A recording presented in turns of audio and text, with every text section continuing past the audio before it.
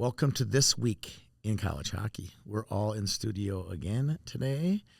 Sydney Wolf, how you doing? Your Huskies are officially out. Yeah, I have a lot of thoughts on playoffs. that. I'll talk about later. But We should have a podcast to talk about all this. We should. Oh, we do. We do. Here we are. Here we are. We're Back I'll again. say I feel a lot better today. Yesterday, I felt a little bit zombie-like, as I'm sure you guys did at YHH. the loss after of the hour of sleep and the state tournament. That plus the state tournament, and also having a toddler that does not get daylight savings. So there's a lot of things going on.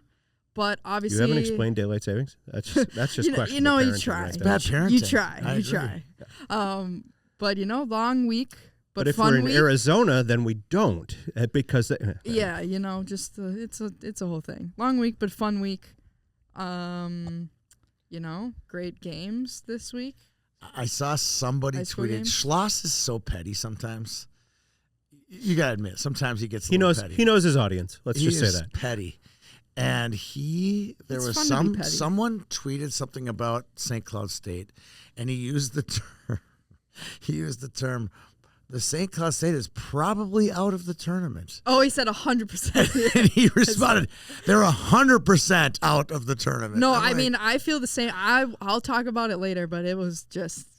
And I have no really good thing. I have maybe one good thing to say about the Huskies. That's about okay. it. All right. And Jess Myers returning from you're covering the college hockey beat in Denver, Colorado last week. I had a whirlwind couple days. I was in Vegas. and Denver. I was in Vegas. I did a Frozen 4 site visit. Let's just call it that. Yeah. Yes, I like that. I stayed like at that. what will be the media hotel for the Frozen 4. You did. What is it? It's the Park MGM, which is literally right across the street from the arena. Love it. Nice, convenient location. It's got a great kind of food court in it that's all Italian. So you can get just amazing like sandwiches and pizza and paninis and all of What that. is the Frozen 4 this year? Is it April 10th? Second weekend of April. I want to say April it's. 10th? I want to say it's like the 11th or whatever the Saturday is of that good. week. I Yeah. still- And I- talking to hockey people I in could Vegas. go. Yeah, talking to hockey people in Should. Vegas, there's like no buzz going on about it. I mean, let's face it, there's 59 other things to do on any given night in Las Vegas. Yeah. So people aren't that pumped about college hockey, but I really hope they put on a I mean, good I show think there. they'll have a big crowd because when you're in Vegas, you're always like, what should we do? Let's look what's going on. So I bet they'll get a bunch of non-hockey fans that are just looking for something to go to some event. So I was in Did I Vegas. say I could go? I think I could send one of you to go. Sweet. I was in Last, Vegas I for don't the like, last time I was in Vegas, I was with you. Well, I guess it depends That's right. too on the You and I. teams. Yeah. Cyclone football. No, actually, I was there after that. I watched the Orleans. What do they call it? The Face-Off Classic. Oh, or- okay. What Sure. do they call it? Orleans Arena. Yeah. God, it's a dump. Go to the Sphere. It was not at the Sphere. Trust not at me. the Gophers played, North Dakota. Air probably. Force. Air Force. Okay, sure. and then UNO played UMass. Oh, That's right. Yeah, that's The right. UMass team that beat the Gophers. I have spent, Yeah. I'll just say this, I have spent way too much time in Vegas between Yes. wild regular season, playoffs last year, had to go there twice for 3 games. And then this year I'm there at the trade deadline, Yeah. which is fine, except, it's 2 hours earlier there. Yeah. So I'm up at 7 in the a.m. morning. writing about Bobby Bobby Brink Brink. becoming a member of the Minnesota Wild. That was crazy. Fun story. How cool is that? Yeah, absolutely. Really Yeah. fun Speaking story. of college hockey. Yep. And you know. speaking of college hockey too, Alex Bump NHL debut and Jared Wright, Yes. couple college MN people. Connections. Yeah. And then from there, in honor of Bobby Brink, I flew to Denver. To watch. And I watched his alma mater. I saw the Magnus Arena for the first time. Saw the end of the Miami Redhawks season. Sorry, Coach Noreen. But hey, Rip. Good credit year. to him. That program's up off the map. Oh, they're way better. They're Yeah. competitive They're again. good. They're not an afterthought. They're back in the fight. So Oh, good, yeah. good for Coach Noreen. And that Denver team's good. Yeah. Yeah. Rieger Lorentz is a real player. I can see why Minnesota used a second-round draft pick on him. He's got some size, needs to maybe play with a little more grit, but I like that Denver team as always. And I said this off air, but I'll say it here. I joked about the University of Denver that they seem to not have any fans. Yeah, let's hear it. When you go to the Frozen Four, like, where are your fans? You Yeah. don't have a band, any of that. Well, I went to a game at Magnus Arena. I would say it's an older crowd, not a huge student crowd, but an older fan base, but good crowd. Still no band. I'm sorry. You're not a real college hockey program No if you don't band. have a band. Okay. You think Michigan Tech could borrow just a few of those Yeah, hooligans? get the Yeah. Edina High School guys again, like you did at the That was at the- amazing that at the year. final That was face-off that awesome. year. Did they wear Miami sweatshirts? Did they give them like T-shirts, or did they just show up in their Edina shirts? No, they gave them I like don't Denver remember. T-shirts. I or was something there, like but I that. don't remember what they were wearing. Magnus is a nice facility though, and I will say what you will about Denver hockey. When you look up at the ceiling and see 10 Ugh. national championship Yeah. banners, Yeah. that you don't shake a stick at Well, that. this is so, the time of year too when you start to go, oh yeah, that looks like Denver. Yeah, Denver's starting to play like Denver. Denver's Yeah. starting to play like Denver. So yeah, Yeah. good team. Yep, and glad I got to see a game there, and nice facility, and it's a fun town. So yeah, There's a lot of good teams right now. Teams that are kind of headed in the right direction, I feel like. Yeah. and I will say too, since we're speaking of former college hockey guys, after the Wild Avalanche game yesterday in Denver, Where is this going? down by the locker room, I saw a former North Dakota player, Okay. Brock Nelson. Oh, okay. Now, I'm an objective member of the media. Yes, I you are. don't care one way or the other. Unbiased. I gave Brock Nelson a hug. I absolutely did. I said, congratulations on winning a Nice. gold medal.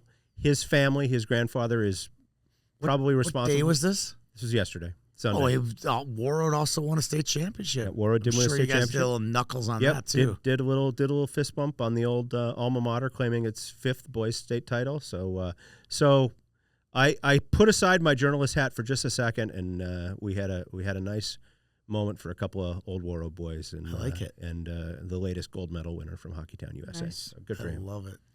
Nice. All right, Sydney, let's get rolling here. Yeah, well, our big thing last week was the CCHA being so crazy, so I Nothing's thought we'd changed. stick with it a little bit here. Other than Bowling Green is After that nice gonzo. calm regular season, things got weird Yeah, in the it's playoffs. so yeah. calm. Kind of crazy. I feel like I think it was Friday. Somebody tweeted that pretty much everything was chalk. I think all home teams won Friday, so it really wasn't a crazy weekend necessarily.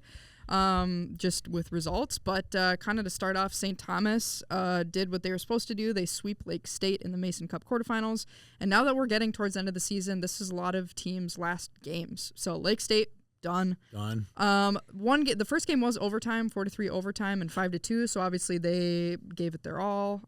Friday, Ryan O'Neill 2 goals, including the game tying goal. Chase Cheslock, overtime game winner, first goal of the season also. So that was a big one for him. We had another first coming up here too. And Carter Batchelder scored for Lake State that game. The Lakers did take a 5-minute major in the first period, but the Tommies did not score in it. I thought that was a bit interesting.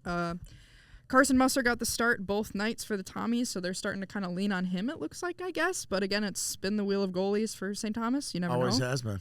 Saturday, another, I guess Chase Cheslock wasn't his first career goal, but first of the season. But first career goal, Colton Jameson in the NCAA.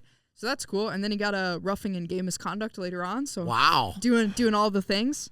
It seems like, this was a trend through all the box scores I looked through this weekend. They all got chippy, but I mean, if it's your team and you're losing and it's the last weekend, I think just obviously emotions are high. So there was a lot of misconducts at the end of the game, but when it's the end of the season, I think that just happens.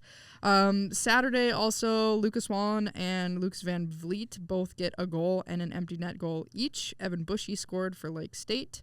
But otherwise, Tommies take care of business, but not great in the NPI. They're down to 17, even though they did sweep. So they got to win out here.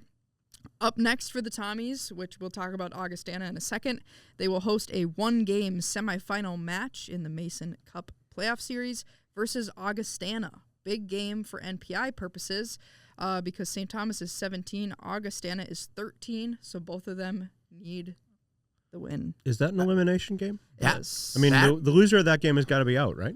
Mankato would be out for sure. I mean, St. Augustana's- Thomas would be out. Augustana's 13. Augustana would be Yeah. hanging on by a fingernail. They could maybe be the last in if they stayed at 13. But they won't stay at 13. But I have a theory. I'll go mathematical theory.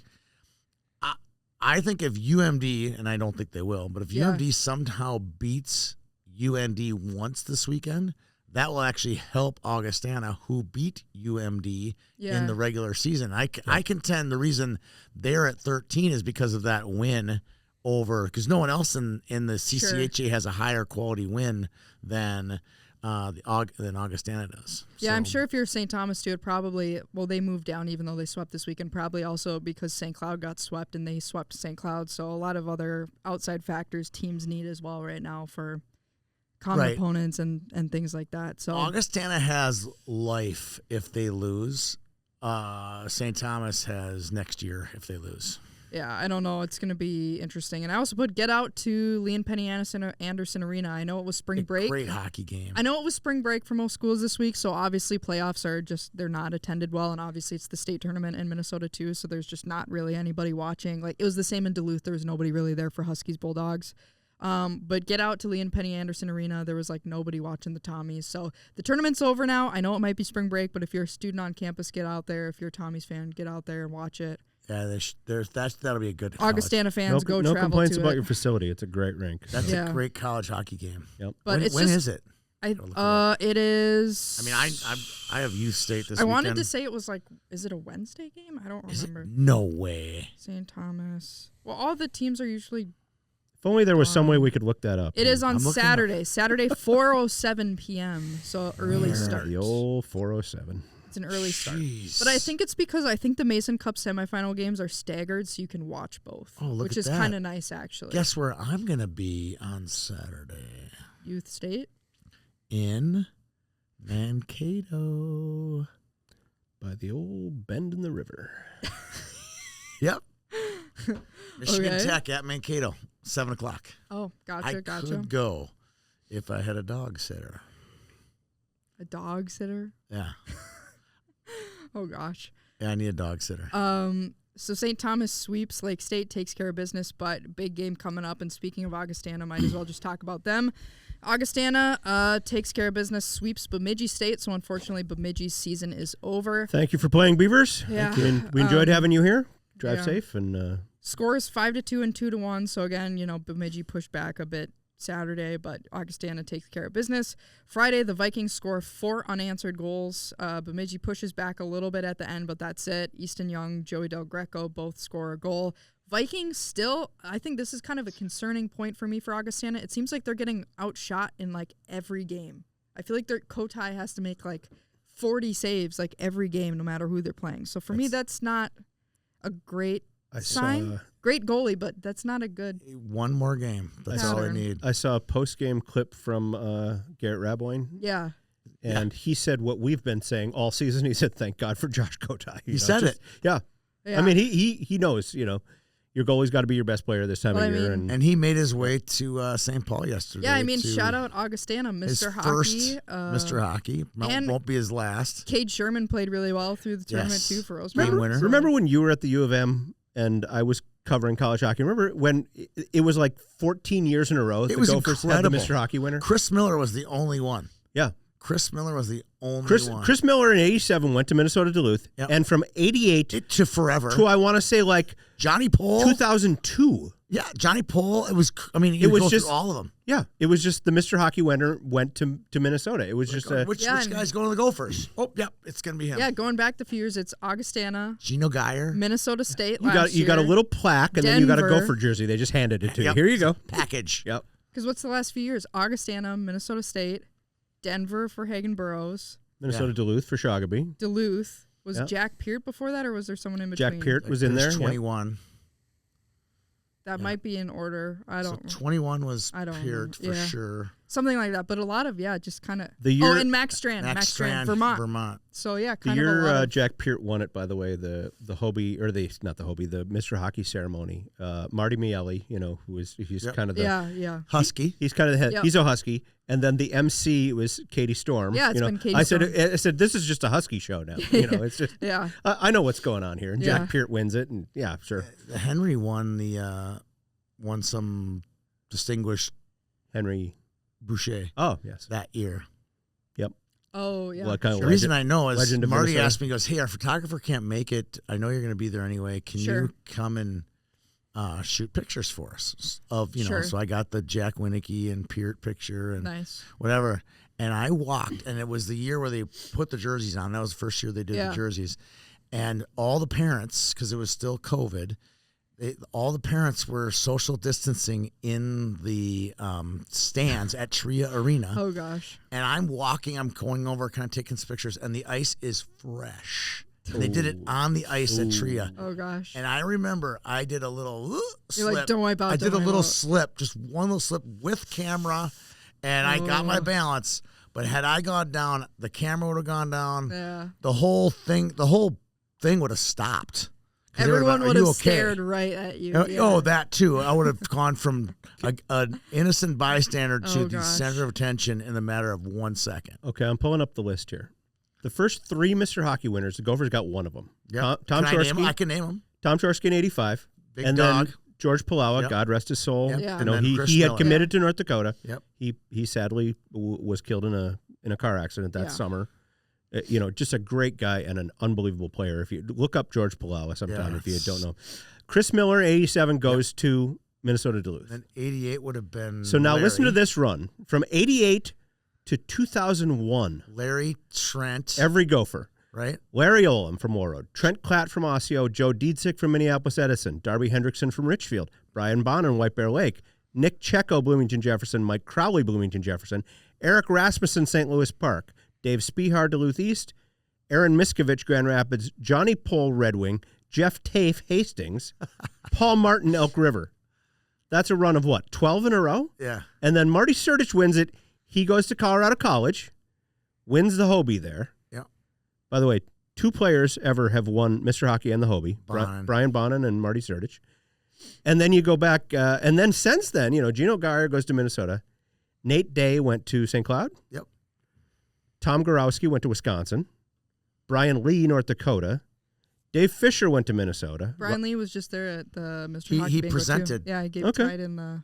Ryan McDonough went to Wisconsin, still playing in the NHL. Aaron Ness, Minnesota. Nick Leddy, Minnesota. Sort of. Nick Bukestad, Minnesota. Kyle Rao, Minnesota. So another big run there. Justin Kloos, Minnesota. Grant Bessie went to Wisconsin, right? Mm-hmm. Avery Peterson. UMD. Went to Omaha first, then went to UMD. Do you want to hear a story about Avery Peterson? Love to hear it, yeah. The national championship game where they won at Xcel Energy Center. What year was it? Like 2018. 18.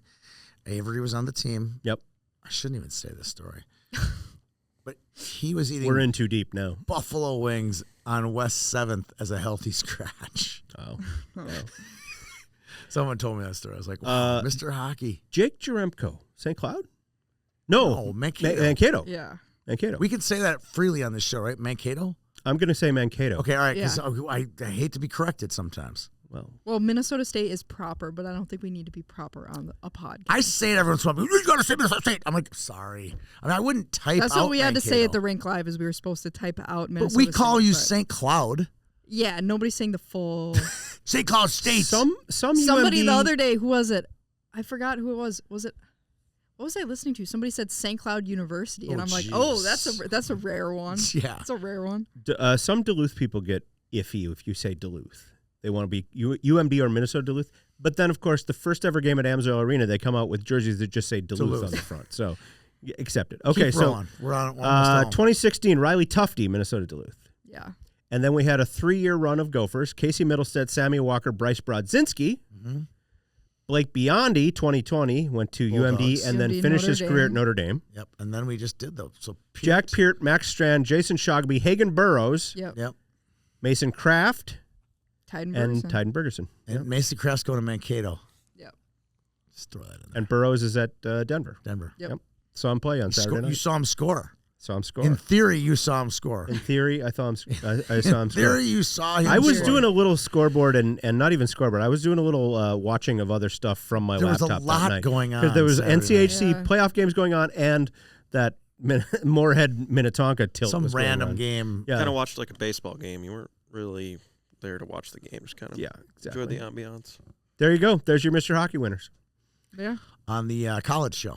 On the college show. They all played college hockey. But they've all played college hockey. I like it. Side note, Tony, Drew Steele texted us in our junior hockey group chat that it seems like he's very excited that Tyden Bergerson was your YHH Player of the Year. Is that officially out yet? Yeah, it was this morning. Yeah. Okay, I wasn't sure if it So came out he was yet. very excited. Madison Capitals. So I know he's going to be all because he was all over him winning Mr. Hockey. So I'm sure he's going to be. Well, all Tyden over. got my vote. So yeah, he was mine too. Okay, cool. Obviously, because we named him. Yeah, I hope so. I hope so. Hope so. Pretty much, yeah. Yeah. Couple other notes about Augustana Bemidji. Like I said, Augustana still getting outshot a lot. Not great for the future. I'll be very curious about that St. Thomas Augustana game. That's the game of the week, in my opinion. I'm very interested in watching that. But Hunter Bischoff is still out as well, so that's obviously he's got to be out for the year. Yeah, I don't know. It's been a while, so not sure on that. Maybe I should DM our former Rink Live coworker Trent Singer and see if he does a nice job. If he has any he's a info. good follow. If they do a college hockey guy, he's a good follow. They have a CCHA podcast too, so I'll Predators see fan. You have to look past that. He's a Tennessee guy originally, so he's a Preds guy. Good for him. I'll just see if he has any info on it. Saturday, Bemidji season is over. Colton Friesian, I don't know if that's how you say his name, for Augustana had a good weekend, scored in the third Joey Del Greco empty net goal with a goalie assist to Kotai. Rare. Love to see it. Bemidji State's only goal is an extra attacker goal at the very end. Augustana way outshot again in this game. Adam Fleming did play for Bemidji this weekend. He'd been out for a while, so that would be his final NCAA game because he's a senior. So I'm glad that he actually got to be back on the ice instead of just be hurt the rest of the year. To finalize the year, I made these NPI rankings yesterday, so they might be off by 1 or 2, but Bemidji finishes the season at 48. Augustana moved up to 13, I believe. Let me double check that. Yep, 13 still. Up next, like I said, Augustana travels to St. Thomas for one game semifinal. That'll be very interesting.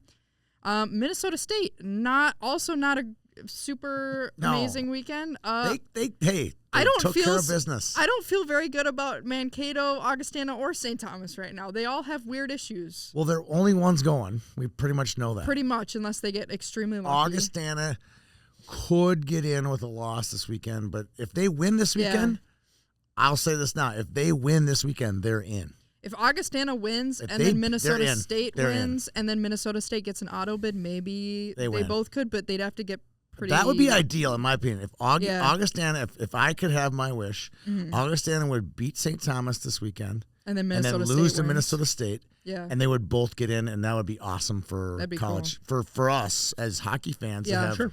I mean, I know Augustana is They'd probably need all the other things to work out, too. But they got a lot of Minnesota kids on their team. Yeah. At least 8 or 10. Well, Minnesota State, again, they win, but not amazing the whole weekend. They play Ferris State to 3 games. Friday, not very close, 5-1 win, and then 2-1 overtime lost, and then they win 2-1 Sunday. So not super close, but again, if your team's playing for their season, obviously it's going to be probably pretty close. Friday, it was 5-1. They had a 3-0 lead in the second period. Some Minnesotans scoring: Jack Smith, Evan Murr, Campbell Psychos all score. Saturday, both teams score one in the middle of the game. Then Ferris's Caden Brown gets the overtime game winner. Sunday, it was Wheeler and Benincasa both score to get the dub. Liam Hoopka still out. Minnesota State power play bad this weekend. How do you go 0 for 13? 0 for 13. That's crazy. Not good. It's almost impossible. How I don't know. Get one they off of somebody's extra player.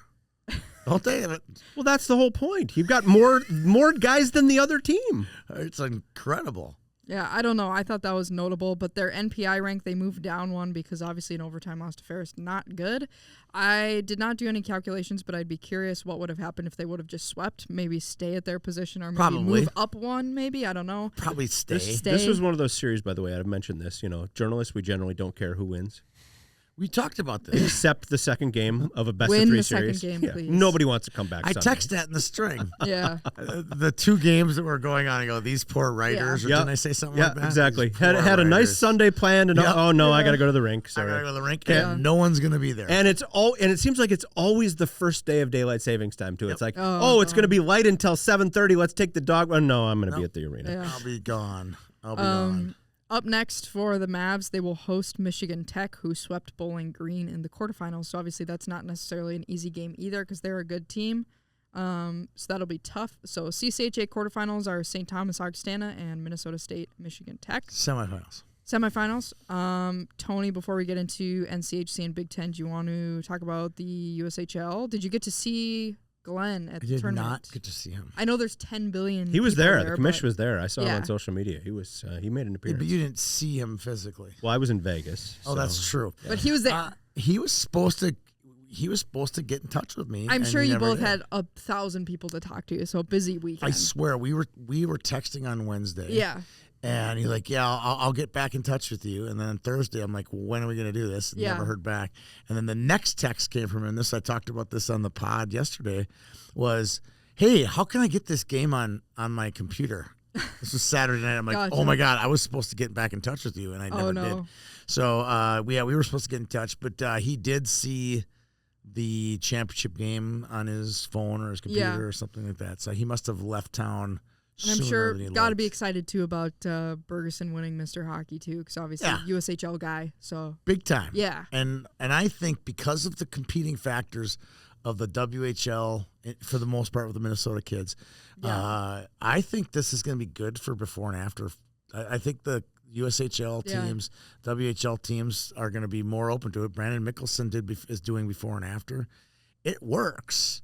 Let these Minnesota kids play their high school seasons and do the before and after. What a good formula too. Tyden goes to Madison, tears it up, comes back, plays well, wins back-to-back, and then also is Mr. Hockey.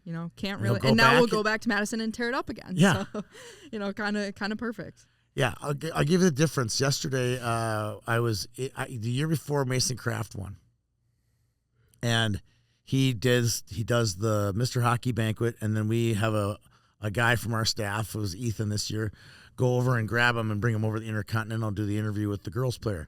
Mason Kraft was almost near death when I interviewed him after the hockey banquet because they were up late. I'll just say they were up late on Saturday night. The boys were, and Tyden comes in. I'm like, okay, this is gonna be the same interview as Mason Kraft. Nope.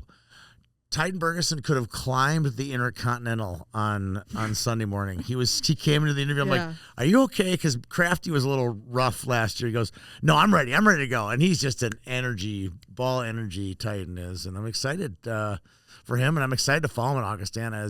I don't know that might be my adopted team. Yeah. Because you're going to be an Augie guy? Well, they got to win on Saturday. Yeah. If they win Saturday, they're in the NCAA tournament. There's nothing that NPI can do. I don't think. I really don't think they could get out if they win on Saturday. Kind of some unrelated news. I just saw this kind of interesting. The Iowa Heartlanders, obviously kind of related to hockey in the area, apparently voluntarily suspending their team for next year. Just thought that was interesting. What? Throw that out there. I don't know. Minnesota Wild affiliate. Yeah. ECHL news. Thought that was weird. Thought I'd throw that out. Really? Very strange. But just okay. Interesting note. Voluntarily suspending their team. That's what it says. Yeah. I don't know. That means they don't have the money to pay their. As a guy who 20 players. I don't think it's a money thing. I just they haven't drawn very well. Oh well, that's the money then. Oh. Yeah. Yeah, I'm wondering if there's a loosely market. related to Minnesota. In organizational a lot of way. Gophers playing for that team right now. Yeah, Johnny Sorensen team. Yeah, that's the Johnny Sorensen and Mike Kester. I know has spent some time there. Jackson Nelson. I know has spent some time there as well. So, yeah. I just saw that come out, so thought I'd mention that. Good to know. Interesting note. Yeah. You mentioned the expo that goes along with the state hockey tournament. You have a son same age as my son. Yeah. This was kind of a funny progression of how things go when you have a kid. When my sons were like 8, 10 years old, I wanted to go. I would walk through the expo with them, and they loved hanging out with me because I know so many people there. It's like, oh, there's a buddy from Bauer that I know. Here, have some mini sticks. Here's a guy. Here's a puck. My kids would come out of there with so much swag. 3 years later, they're like, no, I don't want to go there with you. It takes too long, because you talk to so many people, and it's like, oh, there's a buddy, what? Well, no, let's not stop. Let's keep going. I want to keep going, Dad. It's like, no, I got to talk to this guy. And, pretty soon you're not cool anymore. Yeah, tell me about it. My wife is that way. We go to a Gopher hockey game. It's the rules. I have to have my head down in the concourse or I am not allowed to stop and talk to anybody. I always say it's not easy being a G-list celebrity. Yeah. No, it was funny. This is college related. It was the Wisconsin series, and we were with a bunch of friends from out of town. I told you guys, they're all from Georgia and Texas. Sure. One of the couples was local, also, and they went to all their kids went to Maple Grove High School, and they see Eric and Karen Kukkonen, and I'm like. It's a rule, you guys. I can't talk to Eric and Karen Kukkonen. Karen used to work for us. I'm like, I can't do it. I can't talk to him. I'm like, why? I'm like, because Debbie will kill me if I stop in the concourse. I'm conditioned not to talk to anyone while I'm in the concourse at Mariucci Arena. Sad. So it's the same thing. Not cool. Yeah, no, I get it. Cool for you, Tony. Not cool for me. Yep.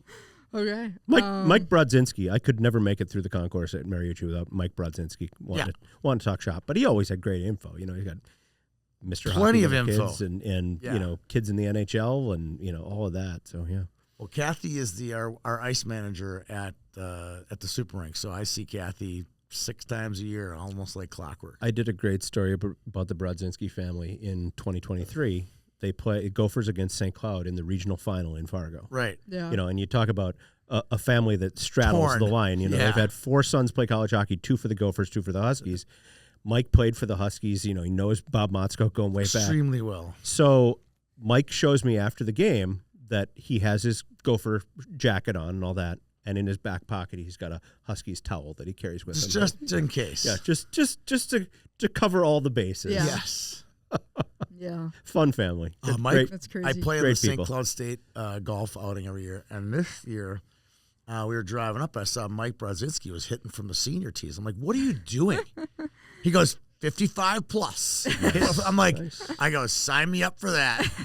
So I hit from the senior tees for the first time in my life. It was great. It was a scramble, Ryan. And you know, their son. We want to win. We wanted to win. That's even worse. Their son Michael, of course, married Danny Camerlisi, now Danny Brodzinski. They have children together. That's one of those where, like the Pole kids, it's like college recruiters are standing in line to recruit a 3-year-old. You know, already put a note in the file for 20, whatever that is. Yeah, it is exactly crazy. All right, let's keep rolling into the NCHC. NCHC, North Dakota, again, my pick for this year. Despite illness woes, sweep Nebraska Omaha 5-3 and 5-1. Friday, UNO did have a lead after 2-1. Then North Dakota went on to score 4 straight in the second period, including a goal and 2 assists from Jack Kernan.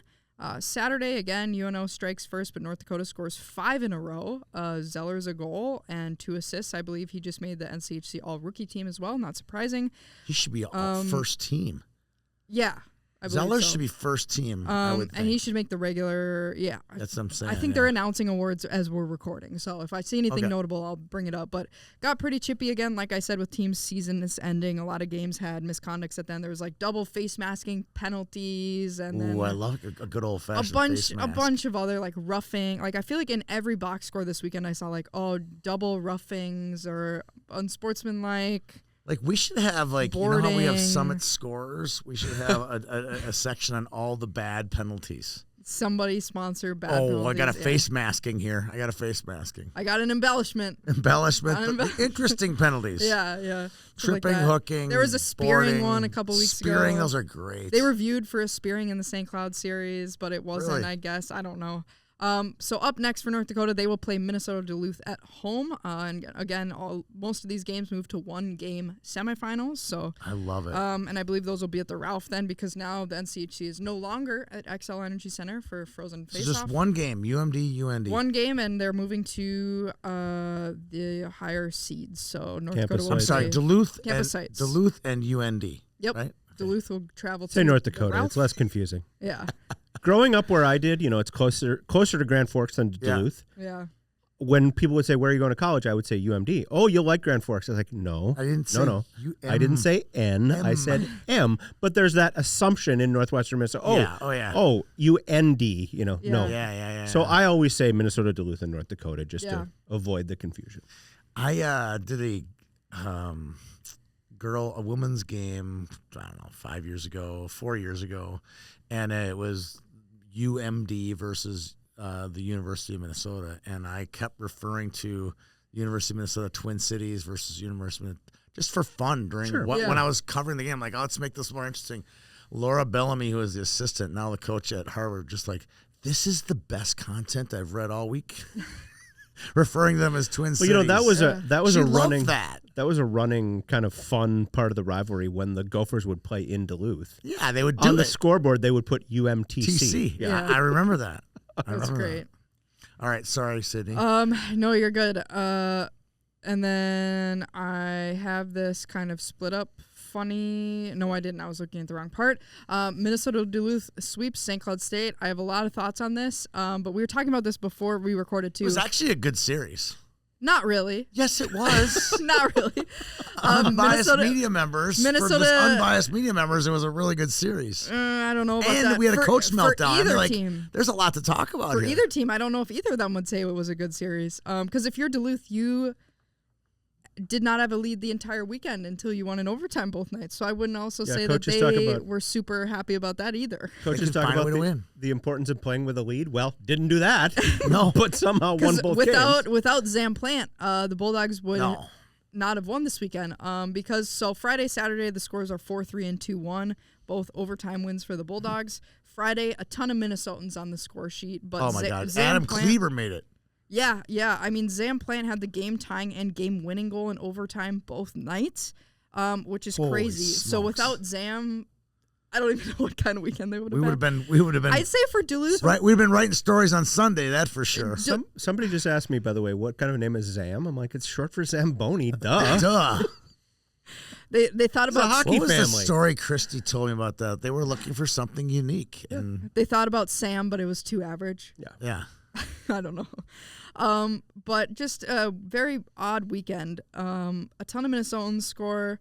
But if you're Duluth too, I'd be a little concerned because I thought their top guys obviously are great. The Plant Chagaby line, and then obviously Adam Kleber and Ty Hansen are awesome. But aside from that, I'm kind of like, I don't know about the rest of Duluth. Obviously, it was kind of just the top line guys only doing a lot of stuff this weekend. I think they're a regional final team. I don't think they're a Frozen Four team. I don't know. Yeah. But man, if they go, we got to go. Yeah, I don't know. If they go to the Frozen Four, there's going to be a member of YHH's staff in Vegas. I don't know. But just some other context, just because now that St. Cloud's season's over, a lot of thoughts on the weekend. Jan Shostak, I thought the overtime game winner Friday, I think he probably would have liked that one back. But Saturday, he made 43 saves and they still lost. I was just like, gosh, they cannot win a game for this guy. Right. He's had a couple games like that where I'm like, gosh. And just for context, too, St. Cloud has allowed a game-tying goal with an extra attacker in 3 of their last 4 games. That's not a good stat. And I just feel like... Jess, is that a good stat? Well, I'd have to see how it plays out next week for him. Oh, that's right. 100% they're not playing next week. I just feel like this year for the Huskies was so inconsistent that it almost feels worse than a team that just was bad all year. Because they had all these moments that were like, oh, they're playing so well. They had flashes of greatness. And if there was if anyone's keeping stat on teams that lose third period leads or allow extra attacker goals, St. Cloud has to lead that this year. Just horrifically inconsistent. And I was listening to what a state of depression you have to be in. I'm gonna go check all the stats of teams blown leads this year. Well, the stats of sadness, we call them. I was listening to the guys. Shout out the Huskies hockey podcast guys. They had a lot of good stats that I'll probably read off some of them, but they were talking about, I think they said the Huskies, when they carried a lead into the third period, out of 6 times, I want to say 5 of them, they lost that game.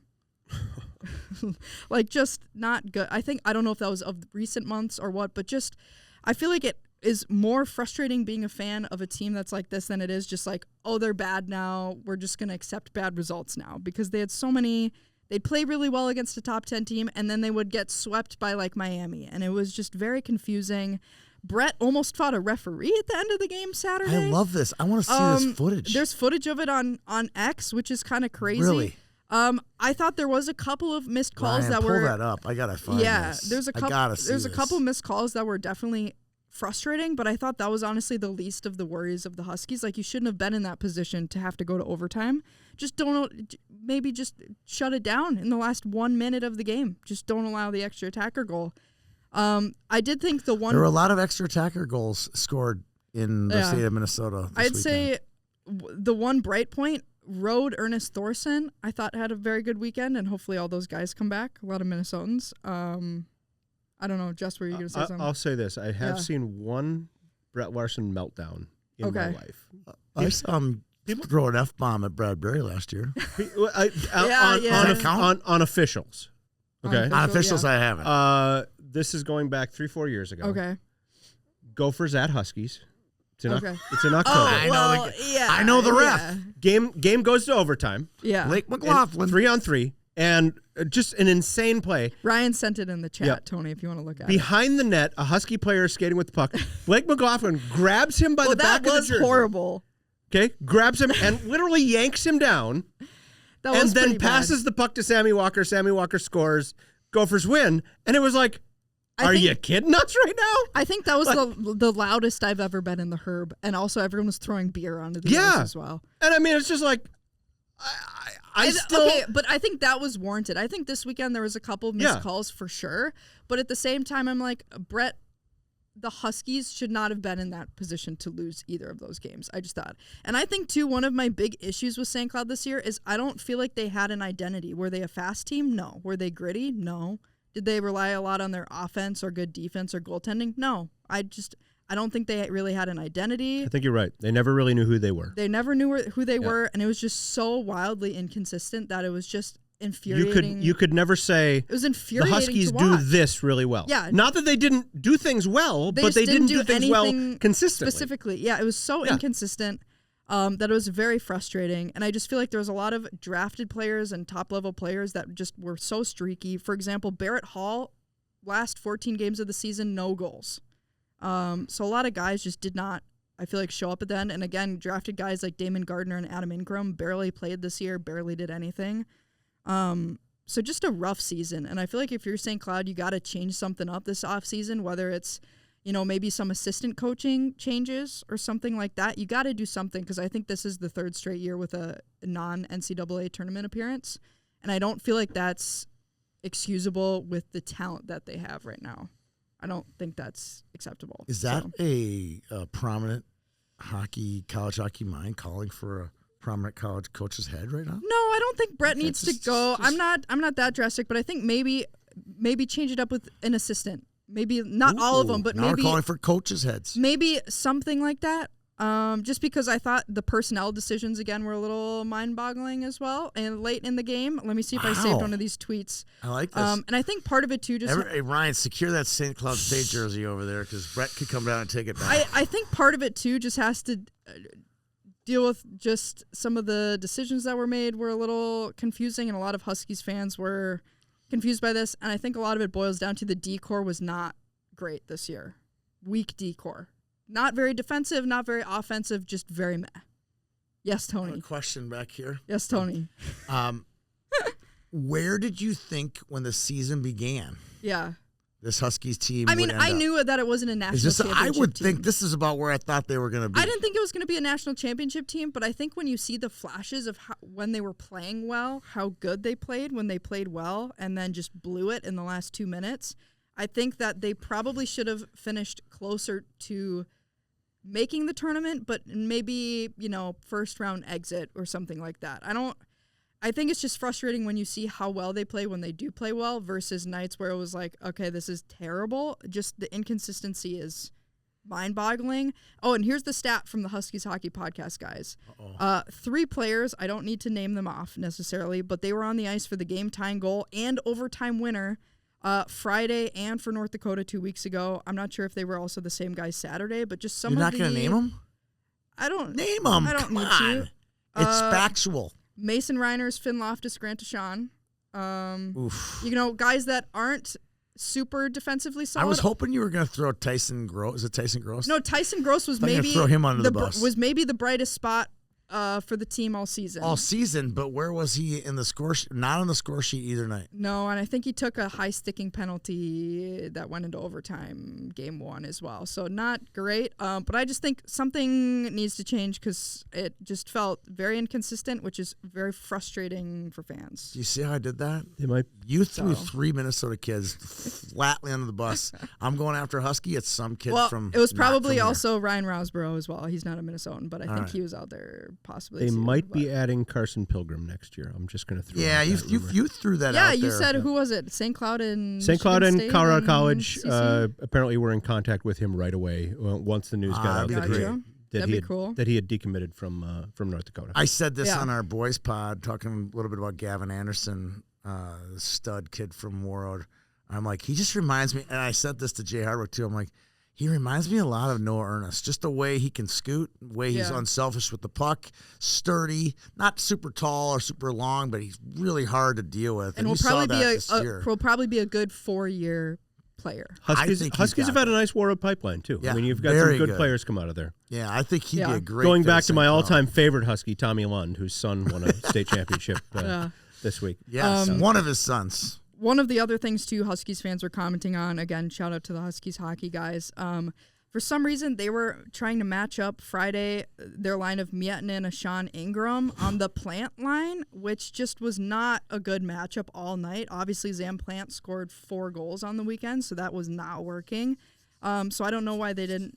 I just feel like during the game, they need to be readjusting things if it's not working, and they're not adjusting things sometimes, which is a little weird. It's like they're doubling down, and then it doesn't work more. Right. Which isn't great. And also, too, this guy says, another thing that got him, this is Andrew on Twitter, says they take a timeout after an icing late in the game, right before the extra attacker goal is given up. Who do they put out? Their fourth line right after that. They don't rest the top guys and put their top guys out. They put out, like, the fourth line. In defense of the coach, and odd. I see this a lot in the NHL, that may be designed to win a faceoff. Yeah, but it's their worst centerman that they put out there. You do see that where it's like, okay, there was a timeout. You've got your top guys rested. Yeah. Why wouldn't you put them out there? Because you know that the next 30 seconds of the game are all about defense, and the thought is win the faceoff. I would say absolutely. Essentially play like a penalty kill. Except their fourth line center is their worst center on the team. Understood. Wow. Are we going to name him, or is he from Minnesota? Ryan Rosborough. Okay, good. And again, I'm sure he's an amazing person. I'm so sorry, but just some things are mind-boggling this year. Let me say this, Tony. And it used to be, well, these are college kids. It's unfair. My bosses point this out to me. These guys are all getting paid now. These are and then some. Yeah. And it's like you're getting paid to do a job, and if you don't do that job well, it's okay to note that. You're in the spotlight, you're getting money, you're getting a free college education. I think you're getting a college education. Yeah, all of that. So, it sounds harsh that you're naming a kid that screwed up, but they're also free to be part of the named. deal. We're a lot easier in high school kids. I just feel like St. Cloud didn't have the defensive core this year. I just feel like nobody on their defensive core really stepped up. High school kids aren't getting paid as much. Yeah.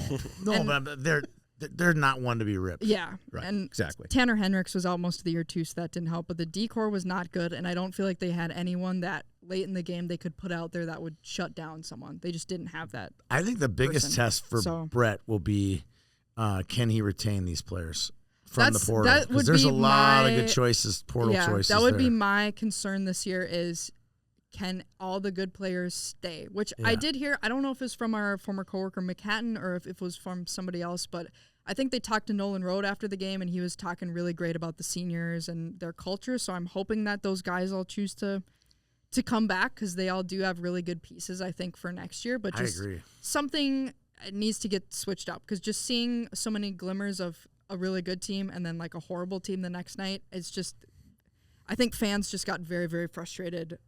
So something needs to change. But Minnesota Duluth, obviously, I think after this weekend, you just got to go, okay, we just need that top line to get us through. I can't see that top line getting through to the Frozen Four. I don't think they can. I do love the rest of the Minnesotans on that team, but I just feel like after that top line, there's just not the depth that some of the other teams have. It's like their top line is so good, but then they're carrying like the whole team right now. Correct. And I do think they have some players that, within the next few years will be good, but will that line come back next year? I don't know. So, yeah, we'll see. Just a weird weekend. I have so many thoughts about St. Cloud, but I won't talk about all of them. UMD moves up to 8 in the NPI. Like we said, next week, Minnesota Duluth will travel to North Dakota. And then the Gophers did not play in the playoffs. Let me just say, here's what's crazy to me. I think about Minnesota Duluth going to North Dakota for a one-game playoff. It's a lot. Doesn't mean a lot, though. You're both into the NCAA tournament. It's like it's a lot. I'm saying it's a lot of travel. It's a lot of money. It'd be cool to win the NCHC tournament, but you're in. Yeah, it doesn't. And then you really contrast matter. that. We talked about Augustana St. Thomas. The whole season's on everything is riding on that game. Yeah, it's just crazy how different it is from one conference to the other. I just that to me is just mind-boggling about this time of year, where some teams are literally fighting for their lives, and some teams are thinking, "Okay, it'd be fun to win this game, but we're playing for a big one 2 weeks from now." Yeah, crazy. Yeah. I mean, classic example is the Mercyhurst was triple overtime with Bentley. I mean, Mercyhurst is like way down. I mean, Bentley loses to Mercyhurst. And Mercyhurst, we talked about Rick Godkin, kind of ended his playing for their coach, coaching run. Yeah. Yeah, they played really well last weekend. Yeah. How much time do we get to spend? I'm going to put a 60-second clock on the Gopher Michigan State. Yeah, I was just going to have a few thoughts. And like I said, this wasn't a playoff series. They're the one conference that was still playing this week. So Michigan State, I put split ? I don't even know what you call it. 7-1 loss and then a shootout win. 4-2 points. That's a majority. Thursday, just not a good showing. Tanner Ludke, the lone goal. Riker Lee, Porter Martone both have 2 goals each in that game. Both Area and DePasquale played. I don't know if either of you have any other thoughts on Thursday. I don't. No. Friday, Brody Zemer scores. Hendrickson they came back to and tie Moore that game. tie it. Lamb was out injured for senior night, so that was a bit of a bummer. That is a bummer. Moore and Mooney both score in the shootout. Gophers winning a shootout. It's funny. CHN they won 3 shootouts this year. I know. CHN after not scoring a shootout goal for like a 5. Like 3 presidential administrations. A surprising, right? The CHN had it the other way around. Yeah, I think I saw somebody complain about it. 4-3. I'm like, what? And then Michigan State wins the regular season Big Ten title. But I will say this too: we were all excited because Zach Weiss got his first career start. Instead of leaving him in net, they yank him after one save. Shot. You lost 7-1 the night before. Understand. Who cares? Played 98 seconds. Unbelievable. So I'm sorry, but I put that on our Google Doc as WTF, Bob. Is he not a D1 caliber goalie? Is he that bad that you have to pull him after one save? One shot. In a game that could matter literally less? Here's the question. Couldn't matter less? Was the reason for taking him out because they want to feel the most competitive possible team to keep the retain the competitiveness of the league? No. I don't even know what the status of Michigan State and I think it was is. a classy move to give him a start. I guess I don't have that much of an issue with. Okay, I thought you it was gotta classy, start. and then I thought it was unclassy that they took him after one save. Let him have at least a period, like one save. Believe me, I was a career backup goalie. I would get the last 3 minutes of a game every now and then. Or give him, that instead. Or just have an extremely short leash on him. If it was 7-1 the night before, why don't you just play him third period in that game? Yeah, if it's a dump in and he misses, I would have just said, "Hey, you're in until you let in a goal." Yeah. Well, yeah, I mean, who even cares at that point? So that pissed me off. I'm going to be honest. I got to look at the standings now. Is it affecting standings? Also, because shout out Owatonna, Minnesota. I know. Yep. Shout out. Does it affect? No, I think the Gophers. The Gophers were pretty locked into the 6. No, I'm talking about Michigan State. Weiss came out of the NA3, didn't he? He did. They won the Big Ten. Yes. He did. They won the Big Ten the night before. Yes. That game had no bearing on the standings. Exactly. That's why I'm like, why did it matter? I agree with you. But if it would have affected standings for the other teams in the league, yeah, you were locked in. Or like Ryan says, he lets in a bad goal. Okay, then maybe pull him. Whatever. I agree. But one save, come on. I thought it was classy, and then I thought it was not classy. At the same time, he balanced out his classiness. Unless he's just so bad, but it's I'm either like, he can't be that bad. Yeah, it's either that or we have to have a conversation about how good is your third goalie. Yeah, the goalie situation is so weird. I mean, let's be honest. If COVID doesn't happen in the Carolina Hurricanes ranks and they don't come in and sign Jack LaFontaine in the middle of a season, where would we be? We've never heard of Justin Close. No. And instead, he wins 2 Big Ten titles. He takes them to the national championship game. He wins National Goalie of the Year. Yeah. Yeah. I don't know. So that pissed me off, but whatever. NPI rank. They're number 38. 38. Up next for the Gophers, they will play at Penn State. One or game Penn only. Penn State. One game only. And let me just say this: Penn State very vulnerable right now. They sank to number 11 in the NPI after getting swept by Wisconsin. If the Gophers beat them, they're gone. They might be out of the tournament if they lose to Minnesota. Yes, and I'm saying this: I'm not. You know me. I'm not a Gopher apologist. Yeah.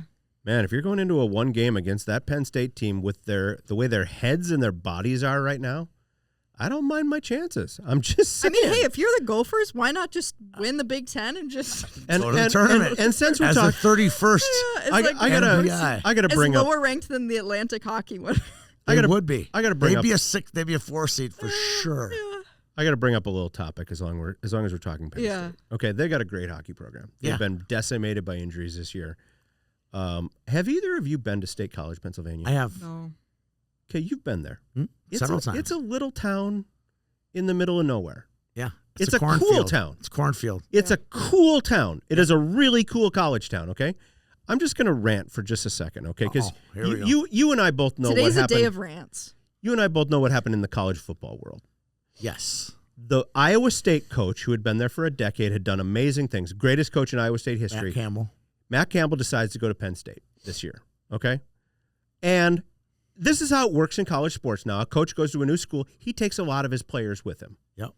So the quarterback from Iowa State transfers to Penn State. He's going to play there this year. Yep. There's a video out there of him sitting down at a table with maybe 5-6 reporters to talk to these reporters. And one of the reporters remarks, little different than Iowa State, huh?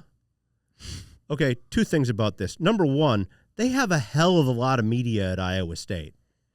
Number 2, Ames, Iowa State College, Pennsylvania, pretty much the same town as far as without the mountains. Yeah, without the mountains, okay? So Penn State, you got a great hockey program, you got a great college town. Don't get high and mighty that you're somehow better than any other school out there in terms of media coverage, because you're not, okay? Yeah. It really kind of rubbed me the wrong way that, we're Penn State, we're a big deal. Calm down. Get over yourself. You're a media market in a college town just like anybody else. Yeah. So there, end of rant. I like that rant. I didn't know the quarterback left. I'm assuming he was leaving. Yeah, I mean, there's something like 38 players went in the transfer portal, something like that. I mean, that's just the fact of life.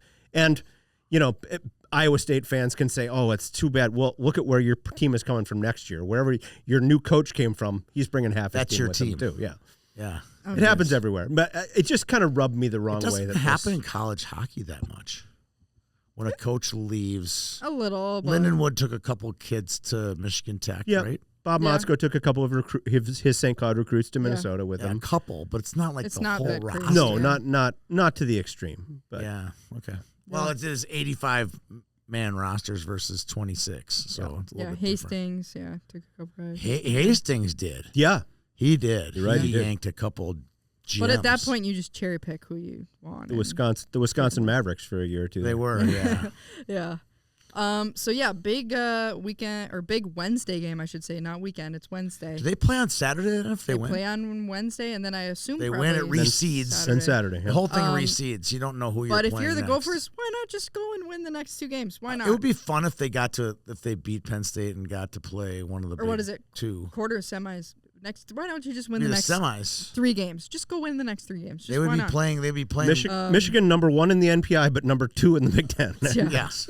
Go figure. Also, in Big Ten, a couple of other just random results. Notre Dame swept Ohio State in overtime, both games. That's another team. Tony, the Fighting Irish. They had a tie. That's another team. They had a tie and win versus Penn State, then 2 overtime wins versus Ohio State over their last 4 games played, and a tie and a win versus the Gophers 2 weeks before that. So are they just getting good now? Watch. They could upset Michigan State. No, Michigan this weekend. Are we gonna have on Wednesday or whatever? Could we have like a Notre Dame chaos in the Big Ten? That would be amazing. That'd be wild. Hey, you mentioned the Iowa Heartlanders, by the way. Yeah. Hey, Hawkeyes, nobody's in that building now. How about we get a hockey program? Amen to that. Hey, there we go. Before we get into other games and notables, shout out APX Hockey. I've talked a lot about Iowa on a college hockey podcast. Sorry. Shout out. APX.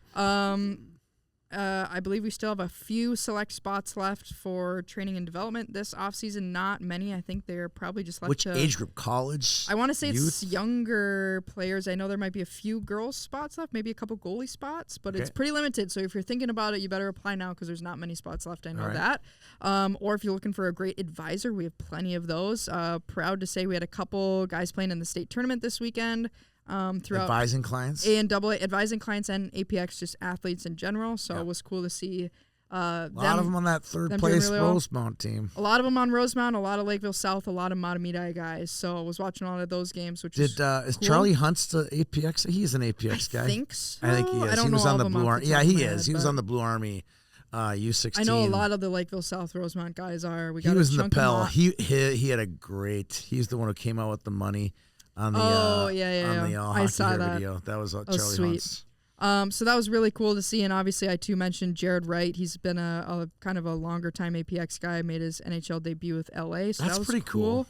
Yeah, I thought that was awesome. When Jared was a squirt, he had white skates like Fedorov, and I'll never forget it as long as I live. Every time I see him, I'm like, "Hey, what's up, white skates?" He looks at me like, "You." That's your go-to, isn't it? You know. And yeah, just we've had a lot of other just cool things in general too. I saw Justin Falk got traded to Detroit and had a good first game with the Red Wings, so that was kind of cool. He's wearing some new colors and looks like he had a they gave up successful so much for first him. game. The Red Wings did? Yeah.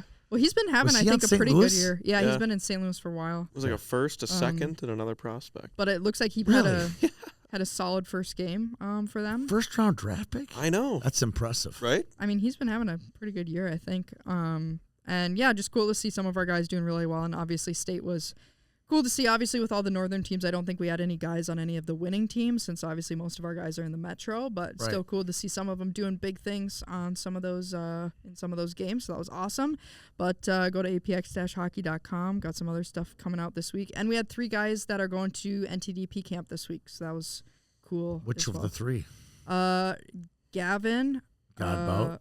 From Hill, and then Soren Saumweber and Henry Meyer. Very good. Yeah. So Henry Meyer is the grandson of what former 80 Olympian? And he's a Shattuck guy, right? I think he's a Shattuck player. Yeah. I don't know. Highway 11. Highway 11. Neil Broughton? Neil Broughton. I was going to say, he's not part of the Christian family. So that's cool. So we'll see what happens with NTDP camp. I know that's a whole other topic. We'll probably talk about it. Never know in Warroad. There we go. Were there any 80 Olympians from Donaldson? I'm trying to think of towns on Highway 11. Carlstead? Salo? Is it Salo? Salo. Highway 11, for folks who don't know, it runs from the North Dakota border to International Falls, across the kind of the northern. And when you're on Highway 11, you're frequently on a Canadian cell tower. I'll just tell you that. Yes. It's weird, like, welcome to the United States. I'm like, I didn't even know I was in Canada. Nice. You know, it's great. Other games and notables from the week. After the fiasco last week, Hockey East now bans light dimming and strobes after goals, which this is the content podcasters need, right? This is what we need. The standard. We were talking about this before we started recording, but they had the independent team championship, which again doesn't really mean anything because they don't have an auto bid. But Alaska, I love this. Alaska wins. Good for them. I love it. Kind of a crazy tournament though. They had a shootout win. Any versus spearing? Were there any spearing? I don't know. Okay. But because it wasn't a playoff tournament, technically speaking, they played regular season rules, so it was a 3-on-3 overtime and shootout. It wasn't decided. It was like a youth hockey tournament. So Alaska Fairbanks, which I've just told me is now just Alaska, has a shootout win versus Stonehill in Game 1. Tommy Cronin, shootout winner. Shout out APX athlete. Yep. And then they go on to have an overtime win versus Lindenwood in the final. So Alaska wins. But that's it because none of them make the tournament. So all their seasons are over, but I guess they get to win on a... Do they get a cup or a banner or a flag? I think so. It's like the United Collegiate Hockey Conference or something. Yeah, I don't golden know. mini stick. Like in the Olympics, they get the little stuffed animal. Yeah, a little stuffed animal. yeah. God, the look on where do you think McKinnon's face is just priceless. I thought that was a great part of the hockey hair video too this year, throwing the stuffed animal just because why not? Why not? Where do you think McKinnon's stuffed animal is right now? In the trash can. The trash can. It's a heap in Milan. Given to a kid or something. Trash heap in Milan. He wanted to sock that guy so bad. It was classic. He's like, do I do this right now? No, I shouldn't do this. What? A few Give other me a stuffed animal. A few other interesting games of note. In Atlantic hockey, Air Force beats Robert Morris Game 1 in double overtime. Nick Sajovic, the double overtime game winner. Didn't matter. They lost. They lose the next 2 games to Bobby Moe. CC, Colorado College, swept by... Is that the nickname? I like that nickname. Moe. Bobby Moe. Yeah. Am I the only one who's never heard that before? Bobby Moe from Pittsburgh. Moe. Good dude. Bobby Moe from Pittsburgh. I like that. Colorado College swept by Western Michigan. Shocker. Caden and Barico had to leave in Game 1. So Game 2, they played their other goalie, but CC's season also over. Quick note on Robert Morris, by the way. Derek Schooley, their coach, one of the great guys out there. Just always fantastic. Goes either time. Literally saved his program from extinction. Yeah. They wanted to get rid of it. We talked one time about, in a podcast setting, about if you're Notre Dame, if you're Michigan, if you're Ohio State, every kid in North America has seen your team play football at some time. You don't have to explain to anyone where Ohio State is. If you're Robert Morris, you face more of a challenge because it's a lesser-known school. And Derek admitted on more than one occasion, he's called a potential recruit and explained to him about their school and yada, yada. And at the end of the conversation, the kid has said, well, I really appreciate you calling, Mr. Morris, so I'll let you know if I'm interested. Just because it is such an odd name for a university that I'm sure Robert Morris or George Mason or all these where it's a guy's name, it's a little bit more of a challenge. But it's not. It's not like George Washington. It's not a more prominent name. Yeah, That's Johns funny. Hopkins. Yeah, his cousin Bob's Hopkins. Yeah. Bob's. This was kind of an interesting one actually. I saw.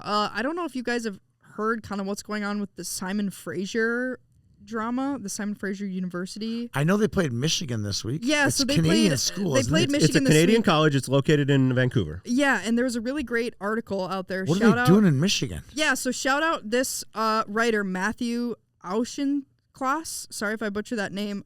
Who's part of Michigan's writing team for I believe Michigan Daily. Put out a story. Michigan played Simon Fraser in that program's last game because they tried to go to the NCAA, but then that didn't really work. It sounds like the school wasn't really supporting it. So then they tried to get into U Sports, and apparently that also was denied. So now they're just not going to be a program, I guess, for hockey. So if anyone has any other details on Simon that? Fraser's a well-known university. It's like I say, it's in Western Canada. Yeah. I know this because at one point, and maybe they still do, they competed in like the NAIA for women's basketball with the American teams. I think they tried to get into it, yeah. When I was at Minnesota Duluth, the Bulldogs actually played Simon Fraser in like a national tournament game. Really? And this has been, people have talked for years that like they could be the first Canadian team to join the NCAA. Yeah. And why wouldn't we? Just hasn't happened for some reason. And it sounds like I don't know if it was an admin. It sounds like maybe it was an administrative thing because they'd probably have to travel a lot too because obviously there's not going to be other college programs out there. Not a lot of schools in the Western U.S., let alone independent. Would there be issues of? But it sounds like they also couldn't get into American kids and American coaches who couldn't cross. I don't know, maybe work visas or something like that. I don't know. Good question. It sounds like then for now the program is kind of just a big question mark because they also can't go to U Sports, I guess. So they're just going to be. That doesn't make sense. If any of you work, Canada, if any of our listeners work for the, because they were playing in I believe the BC IHL, like something what is that? else. It was like some other thing. So if anyone has like good. Canadian college hockey is fun. Yeah, a friend of mine played for Manitoba back in the day. Yeah. And it's good hockey. It's very good. Manitoba and Saskatchewan, Alberta, University of Calgary. So I guess they weren't. There's some U good Sports. teams. Yeah. So just kind of interesting that Michigan played, and I at first I thought that was kind of weird, but then I'm like, actually good on them for agreeing to play them if that's kind of their last hurrah. Good for Michigan. Notably for Michigan, Adam Valentini didn't play again, I believe. That'd be a big loss for Michigan in the playoffs because obviously he's a top young guy. One of the great traditions, by the way, in college hockey. Yeah. I've been there many times and seen this. Yost Ice Arena, home of the Michigan Wolverines. They've always had a lot of good Canadian players as part of their program. With like 3 minutes to go before the teams come out. After the Zamboni, warm-ups are over, Zamboni comes out, and then we're like 3 minutes on the clock before the teams come out for the national anthem and all that. The student section at Michigan, they all stand and they sing "O Canada," and they put the Canadian flag up on up on the scoreboard as just like a tribute to the Canadian players and obviously a lot of students probably come over from Canada to go to the University of Michigan. I never knew that. Kind of a cool, fun tradition that they do before every game. That's not something you see when the TV is cameras. No, it's during a commercial break, but it's and the thing I love too is they put the Canadian flag up on the scoreboard, but the Canadian flag is maize and blue, like the maple leaf is blue. Ooh. And kind of a cool, fun, little tribute to their Canadian players and fans. They always have one or two. Absolutely. Yeah. Yeah. So I just thought that was kind of interesting. Another thing, I don't know if you guys saw, Long Island announced a $3 million renovations to their rink. That's going to get them some cinder blocks and a couple toilets. Yep. And maybe some new glass. Really nice hinges. Yeah, so not a ton of money, but cool to see that they're investing of millions of in dollars. The program. And getting back, the Huskies, now that their women's program is out and their men's program is out, I'm sure they're now they're probably started the renovation. Well, I think they might have even started last week because the Huskies were on the road this week. So and are they might have already. Excuse me for not knowing this. They're shrinking the ice sheet down. They are, I believe, a bit hybrid. Yeah. So and many other things: new ice plant, new glass, new everything. Yeah. So I'm not whole new concrete. A lot of gray concrete there. Yeah, I don't know. I don't know the specifics, but I know it's you know be a big that. thing. the derisive nickname for that building is the National Concrete Center because it's just really a lot of gray concrete in that building. Try to get cell phone coverage in there. It's never forget this. So connect to the Wi-Fi. For folks who don't know the history, public Wi-Fi. For folks who don't know the history, Herb Brooks comes to St. Cloud State for 1 year. He's their head coach. Yep. And 1986, with the goal of making them a Division I program, which he did. Yep. One of the reasons the rink is named after him there. And part of his initiative was he spent a lot of time down at the state capitol getting state money. I think it was like $40 or $50 million to build a Division I rink, which became now the Herb Brooks National Hockey Center. So this building is built in like 88, 89. It opens, I want to say 1990. I was at the first game that Minnesota Duluth played there. And I will never forget, I arrived at the rink about the same time that the Bulldogs team bus got there. Mike Sertich, God rest his soul, gets off the bus, walks in the rink, looks around, brand new building, 6,000 seats, whatever it was. Takes a look around, says, yeah, it's nice. When do we get ours? Yeah. Okay, state of Minnesota. You just gave $50 million to our rival. When do we get a new rink? Well, lo and behold, it was 20 years later, but they got 20 or so, yeah. I just hope that they update some of the audio system in the Herb, because I love the Herb, I really do, but everything you hear constantly is because it's so echoey. When they hired Charlie, I want that again. Joey Memes is on that. That is going to make the best. I didn't even say words, so I don't even know. When they hired Charlie Brown's teacher to be their PA announcer, it was a problem. Well, and shout out the guy who does the PA. Jason seems like he might actually listen to the show. I think he's sent me some things, but he does a great job. But just the audio system in there sometimes. Yeah, the lights whenever aren't very anyone good. announces anything, you're like, I don't. We run a lot of programming there in August and September, and we don't even plug in the microphone anymore. The lights are bad. I had forgotten about this, but maybe the greatest anonymous Twitter account out there. Go Huskies Woo. Well, they're not on Twitter anymore. Oh, they're not? No. Maybe that's why I'd forgotten. They moved to Blue Sky, and they don't what do we call a Blue Sky message? Still a tweet? Post. A post. Yeah. They don't post on Blue Sky that often either, so I don't know who that person is, but I don't think they're as active anymore. One of the great anonymous Twitter accounts out there. And I'm generally speaking anti-anonymous Twitter accounts. I've always wondered if that account got passed on to somebody because I felt like the vibe shifted a lot in the past few years. So I'm like, maybe it got passed on. I don't know. There's nothing better than getting blasted by an anonymous account, and I say, "Oh, I'm sorry you don't like it." And what is your name, sir or ma'am? Yeah, exactly. Boy, it takes some guts to hide behind a fake name and fake picture, doesn't it? Speaking of interesting news as well, we talked about this, but Maryville officially did announce their official start to D1. I believe the plan is to play a partial D1 schedule next year, fully D1 27. And this is kind of the difference we didn't see with Tennessee State that makes it officially official. They are recruiting people already. They have like 5 or 6 already. Mm-hmm. 2 Minnesotans, one guy from Wayzata, who Tony and I didn't really know because he plays in the dub. That's great. And Tanner Brinder, who played 1 year at Chaska, I believe. I think just one. He played Chaskatchan Youth, though. Chaskatchan Youth, but then went to the USHL and now is in the BC. And I think I interviewed him a long time ago because he was originally a Northern Michigan guy before the coaching change. So maybe I'll text him and see if I can ask him about Maryville and all to hear it. The new stuff. He's at 05 birth year, so this is last year's juniors. Yeah, so cool that they already have recruits and a couple Minnesotans as well. They'll be an old team. Obviously, they are taking it seriously if they're already recruiting people, so that's good cool. stuff. Good for them. I watched the opening, the announcement by the president. It was pretty cool. Nice. Well, it seems like they're taking it seriously, so that's cool, and they really seem like, because obviously if they have commits already, they had to have been talking to guys correct before, so that's cool. Couple of professional departures or early departures. Senior Minnesotan Killian Keeker-Olsen signs in the ECHL, but he was a senior, so not that surprising. Had a good final season at Canisius.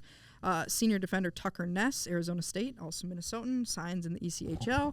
And an early departure, junior defenseman Tynan Ewert of Northern Michigan, formerly a St. Cloud State guy, leaves early, signs in the ECHL. We're seeing a lot of leaving early for the ECHL lately. Yeah, I don't know why. And there's one less team. Unless there's 25 less spots. Unless you're graduating early, which maybe you are if you're a junior, like maybe you just finished your classes. Unless you're graduating early, I don't really get that. But if you're graduating early, I guess then why not? Just do it. Well, a lot of these kids have graduated. By the time they're 25 years old, they should have a bachelor's degree. Yeah. A look at the NPI, not too much change. We already mentioned Penn State moved down. I put woof because that's bad. The iffy zone, 11 through 15, would be Penn State, Wisconsin, Augustana, UMass, St. Thomas. UMass and St. Thomas were previously below 16. Now we're at 14 and 15. The first 5 teams out, UConn, Minnesota State, Boston College, Michigan Tech, and Maine. Again, BC, I don't know how they're so low when they have so much talent on their team. It's mind-boggling. They're 18 right now. Doesn't make any sense. If you're a BU fan or a BC fan, what a frustrating year. Because it's not like you don't have the horses. So bad for them. There's so much talent, those but I feel long-suffering like Boston young. sports fans. So how have they gotten through? I don't know how they do it. They're so young. Though, Jump on too. the Bentley bandwagon. Come on. Yeah. I think it's there. Yeah. I think it's there. And then Summit scorers, a couple guys that we don't see too much. Ethan Benz, he's a Shakopee guy, right? Yeah, I played at Chaska. Because he was a St. Cloud Norseman guy, so I know I watched him in junior a little bit. He played for Chaska, I think, for Snuggie at Chaska. Let me see if there's any other names we don't normally have in here. A lot of familiar names. Chase Cheslock, we don't see his name. Grant Slukinski times 3. Yep. Nick Hong, second week in a row. Nick Hong. Almost every week. Shout out. Mason Wheeler, Minnesota State. Otherwise, just a lot of familiar. Very, very, very familiar. Very familiar faces. Like Whitelaw, Zeller, Ziemers every week. Yeah. At least one goal. Yeah. At least one goal for that bottom group. Yeah. And Jack Kernan is becoming more of a regular goal scorer. I feel like once. Speaking of Seklinski, Western at Denver in a one-gamer this weekend. Yeah. Whew. Yeah. Again, that's a lot of travel for one hockey game. Yeah. Well, they would have previously all had to go to. I don't know what to tell you. I mean, they tried every time I said. Well, let's look at it this way though. Let's pretend it's a year ago.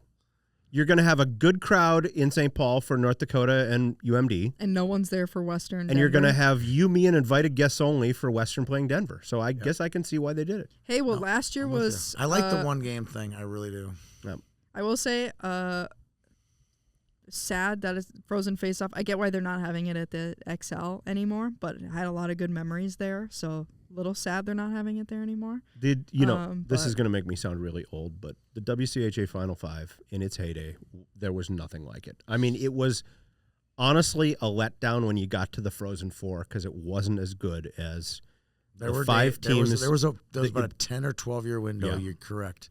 And I will never forget this. The Final Five was the Red Baron Final Five was better than the national championship. 2004, the Thursday night game was Colorado College versus Alaska Anchorage, and there was a snowstorm, and they got 11,000 people legitimately in that building. That's how many tickets were they were? Yeah. Oh man! I mean, the tickets sold was like 14,000, and there were legitimately 11,000 people in the building on a Thursday night to see a team from Colorado play a team from Alaska while it was snowing. What was the year the Blake Wheeler beat North Dakota, where they beat them in the championship of the Final Five? What year was that? I want to say 7, 8, 06 maybe 6, 7, 8, somewhere in there. Yep.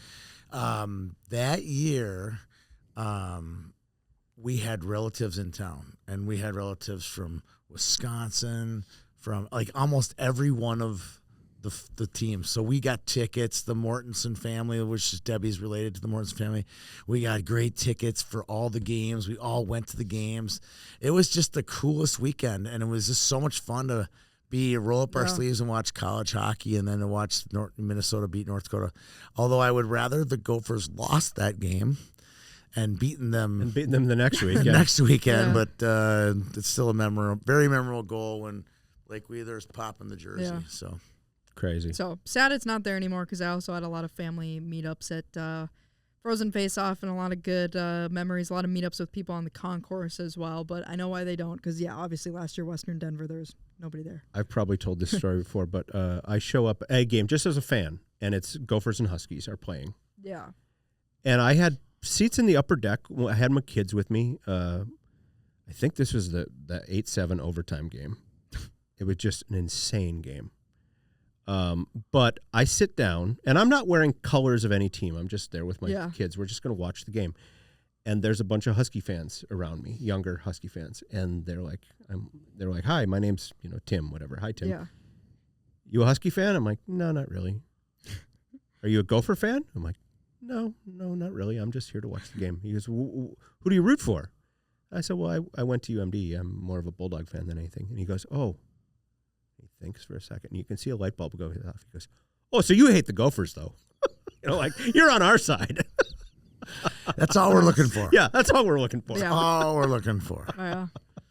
Good times. Now the dynamics in Minnesota are better, but not as good, but they're definitely better. You have Minnesota State and St. Cloud State and St. Thomas, Bemidji. There's a lot of good hockey. I'm not one of those nostalgists that says everything used to be better long ago, but that's one thing that I do miss is the WCHA Final Five was amazing. But we still have, somebody noted the NHL Arena attendance report for Saturday night, and the most attended game in an NHL arena was the Spuds versus the Skippers. So we still have that. Yeah. And it seems like that gets better every year. Yeah, it's crazy. Friday's attendance was higher than Saturday. It was 20,000 plus. Semifinal Friday. Semifinal Friday is always. And it was funny listening to some of the Warroad kids after the Delano game, even the Class A games now. They said, we've never seen a crowd like that before. I mean, they had opened up the 200 level. Yeah.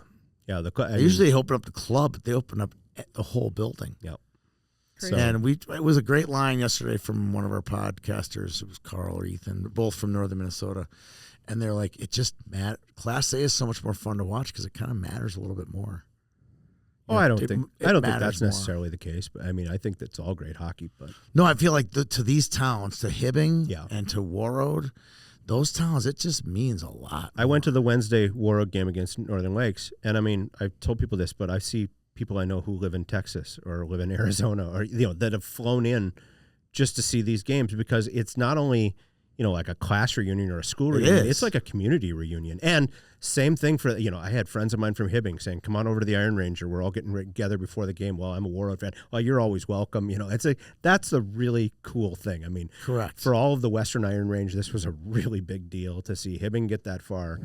And, they're congratulating me because I'm a Warroad guy, but I said, hey, I'm never going to say a bad word because you gave us Bob Dylan, you gave us Kevin McHale, and you gave us Sammy's Pizza. And Scott Sandlin. And Scott Sandlin, so, never ever going to say a bad word about him. Scott Perunovich. Greyhound Bus. And Greyhound Bus. Greyhound Bus was started in Hibbing, of all things. Speaking of which, I know this isn't on topic, but man, this Whit Rewerts kid looks much like Scott Perunovich, but a little bit taller. Yeah, he's scary good. A lot of young good players too. Watching Avon Honfeld a lot too. He had a great goal, and I forgot what game that was. But I'll say since we're talking high school hockey, Craig Kennedy, who's Patrick Kennedy's father. What a story! Craig has been a friend of mine for years. He was my fishing guide for the Celebrity Golf Tournament. Yeah. Put me on the biggest walleye of my life. I still have the picture of a 28.5-inch walleye that Craig Kennedy put me on. So the story of Finn Hansen, who has a great year, unbelievable, gets great hurt, kid. And he's hurt all year. His back was bad all year, and it gets to the point in the section championship. I was there where he can't play. Patrick Kennedy, the backup, has to go in. Now, Patrick Kennedy hadn't played a lot, but you know what he also hadn't done? Hadn't lost. No, he had a 6-0 record. So they have to shove their backup goalie in. And again, as a former backup goalie, this is touches at my heartstrings a little bit. All Patrick Kennedy does is win 3 games. Well, 43 saves in the chip. Yeah. That was incredible. What a story. So Joey Memes did a tweet.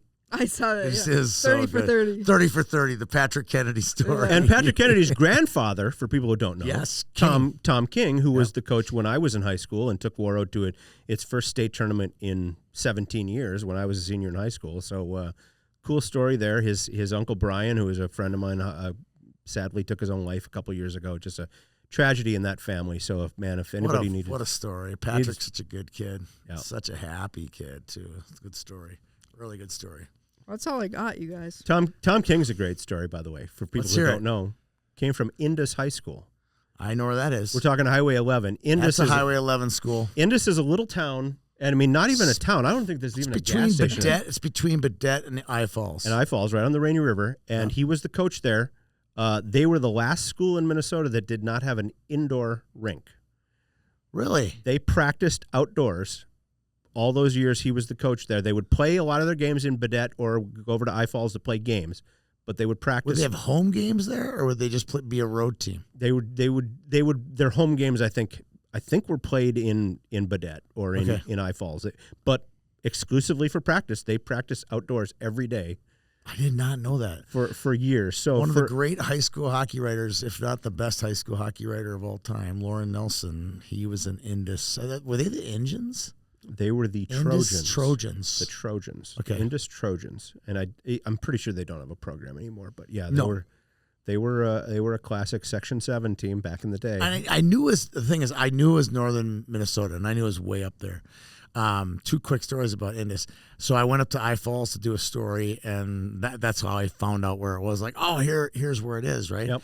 And the other story is the reason Lauren got into writing is because every Sunday morning he would get the Sunday newspaper, and he was one of the top scorers in the state, and he would see his name right below Tom Shorsky's name to see who was the leading scorers in the state in 1985. And he goes, it was so compelling to me is how how they were deriving the stats and building the story, and he was a follower of it before he actually got into producing it. Interesting, kind of a weird optical illusion. If you're driving Highway 11 at night and you're getting close to Indus and you see the sign that says Indus, if this is at night, you see all these lights and you're like, oh, I'm coming into a big town. Well, it's an optical illusion because what you're looking at is Emo, Ontario, on the other side of the Rainy River. Really? It was like Emo across the river. Pretty good sized town. Indus itself, there's not much there. I mean, like I said, I don't even think. Interesting. They all have their. That's an interesting story. All those towns on the Canadian border kind of have their sister town back and forth. Yep. Is there a reason for that? I don't know. That's a good question.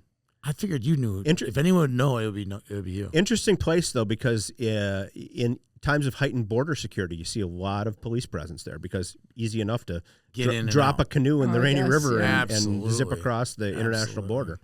Well, we won't need any police patrol for this podcast, but we will need hopefully not some thank yous. So thanks to our sponsors, APX Hockey and USHL. Thanks to Ryan for putting this whole thing together, and thanks to you guys. We'll see you guys next week, and we will have a tournament next week, won't we?